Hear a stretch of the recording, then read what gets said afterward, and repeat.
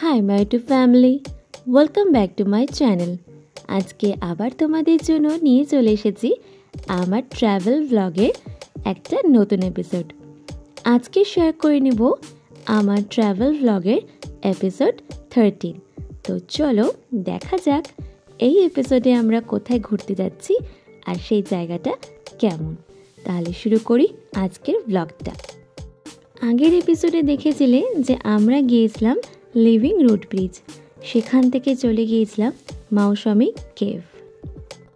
জলপ্রপাত, তৃণভূমি এবং চেরি ফুলই মেঘালয় দেখার একমাত্র কারণ না। মেঘালয় রাজ্যটি দুই হাত প্রসারিত করে অনেক কিছু দেখার জন্য আহ্বান জানায় আমাদের মতন পর্যটকদের। মেঘালয় কিছু আশ্চর্যজনক আকর্ষণ রয়েছে, আর সেই আকর্ষণগুলি হলোই বিভিন্ন ধরনের গুহা। এমন একটি গুহা হলো চেরাপুঞ্জির মৌসুমী গুহা। ভারতের দীর্ঘতম, বৃহত্তম এবং গভীরতম গুহাগুলির মধ্যে বেশ কয়েকটি রয়েছে এই মেঘালয়। মেঘালয় 1500-টির বেশি গুহা রয়েছে, যার মধ্যে প্রায় 980টি এখনও খুঁজে পাওয়া গেছে। আর এই মৌসুমী গুহাই হচ্ছে তার মধ্যে একটি।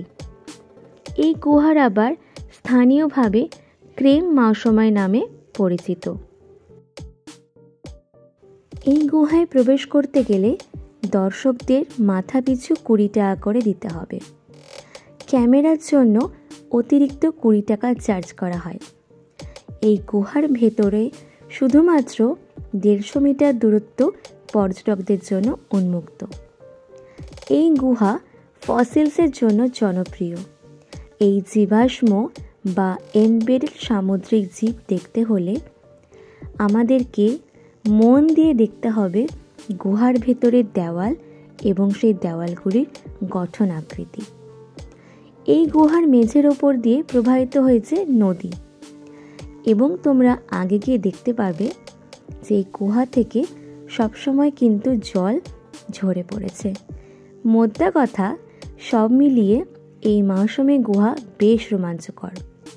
এখানে ভ্রমণের অভিজ্ঞতাও হবে বেশ অনন্য, সে কথা হলফ করে বলা যায়।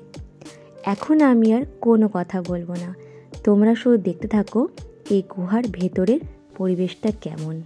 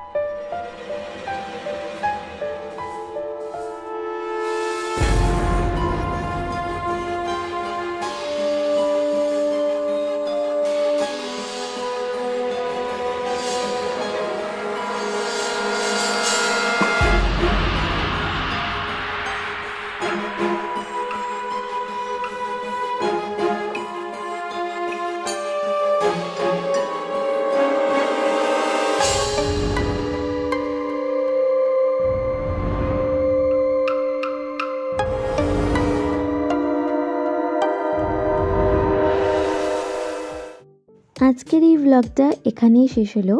তোমাদের যদি আমার সাথে এই মৌসুমী কেভ দেখতে ভালো লাগে তাহলে আমাকে সাপোর্ট করার জন্য তোমরা প্লিজ এই ভিডিওটাকে লাইক শেয়ার ও কমেন্ট করে দেবে।